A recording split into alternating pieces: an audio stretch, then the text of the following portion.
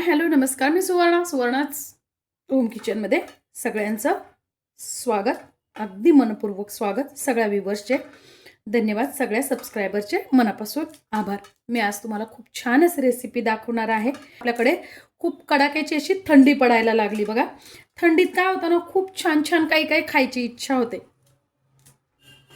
तर आज मी मस्त असं 2 पोळ्या तुम्ही नक्की जास्ती खाल असा मस्त मिरचीचा ठेचा दाखवणार आहे. तर त्यासाठी या मी तुमच्याकडे कशात मिरची आवडतात तशा घ्या.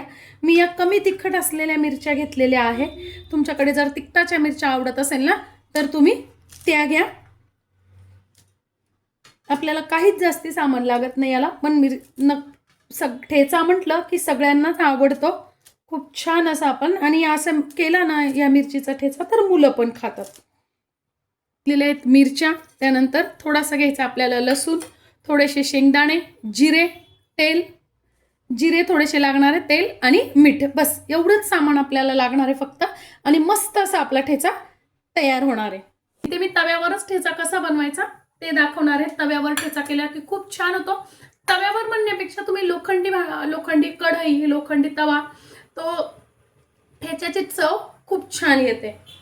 तर बघा, सुरुवातीला आपल्याला मिरच्या भाजून घ्यायच्या, पण मी तेल टाकलेलं नाहीये मिरच्या भाजताना, कोरड्याच मिरच्या भाजून घेतेय. तुम्ही कढईत वगैरे पण भाजू शकता. सुरुवातीला आपल्याला कोरड्या कवर भाजून घ्यायच्या आहे, कारण आपण जर सुरुवातीलाच तेल टाकलं ना फ्रेंड्स तर काय होतं, मिरची उडण्याची शक्यता असते.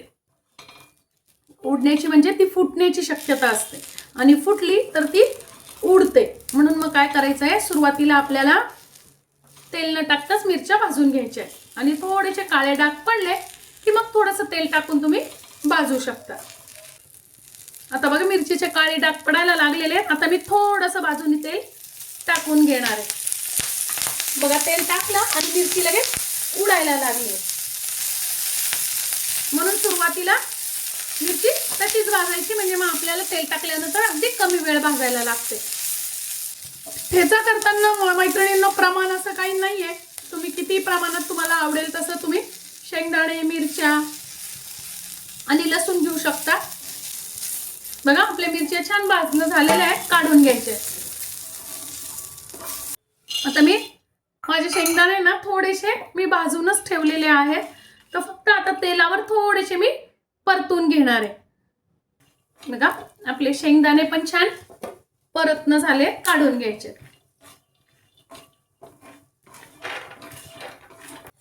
आता त्याच्यावरच टाकून घेते मी थोडासा लसूण,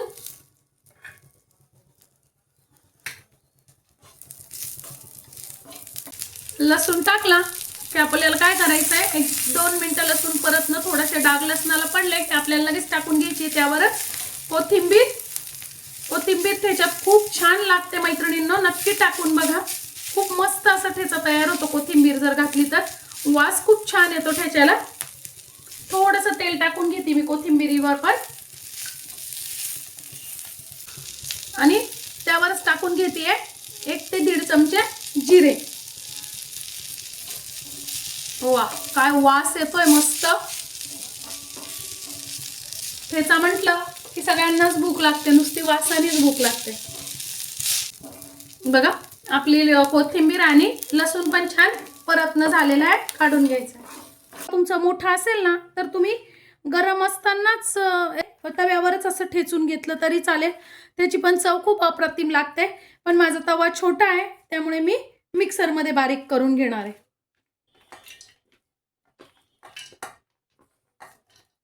आता त्यात टाकून घ्यायचंय चवीनुसार मीठ. मी ते अर्धा चमचा मीठ टाकलंय, तुम्ही चवीनुसार कमी अधिक करू शकता. आणि आता हे पल्स मोडवर जाडसर आपल्याला करून घ्यायचंय थोडंसं. बघा, असं जाडसर आपण एकदम करून घेतलेलं आहे. अगदी काही मिरच्या तर अगदी अर्ध्या तशाच आहे, असंच आपल्याला करून घ्यायचंय. आणि आता काय करायचं, तव्यावर थोडंसं तेल टाकून घ्यायचंय आणि ठेचा पण टाकून घ्यायचा आपण केलेला. वा, काय वास येऊन राहिलाय, कोथिंबीरीचा सुद्धा अप्रतिम वास येतो, खूपच छान. आता तेल टाकलं ना तर आपल्याला काय करायचं आहे, मीडियम गॅसवर 1-2-4 मिनिटं फक्त थोडासा परतून घ्यायचा आहे. परतल्याने काय होतं ना, थोडाशी अशी मधनं मधनं मिरची शेंगदाणा कुरकुरीत होतो आणि मस्त असा तो मधनच कुरकुरीत मधनच मऊ ठेचा खायला खूप छान वाटतं. तुम्ही या पद्धतीने ठेचा करून बघा. परत बारीक केलेला परत एकदा परतून बघा. खूप सुंदर लागतो हा ठेचा. त्याला वासही खूप छान येतो मग आणि टेस्ट तर खूपच छान लागते.